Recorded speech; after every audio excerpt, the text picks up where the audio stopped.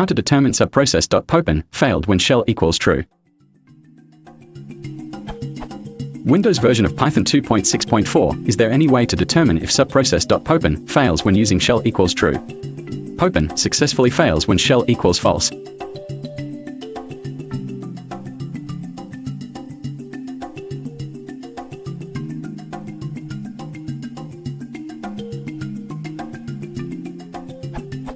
But when shell equals true, there appears to be no way to determine if a Popen call was successful or not. Ideas appreciated. Regards, Malcolm.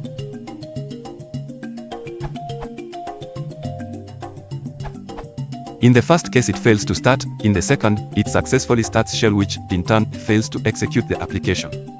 So your process has been properly spawned, exited, and waits for you to inquire about its exit code. So, the thing is, unless your shell or environment, e.g. no memory, is utterly broken, there's no way Popen itself may fail.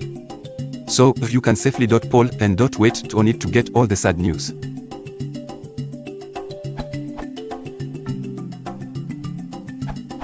Return code will work, although it will be none until you've called p.poll. Poll itself will return the error code, so you can just do.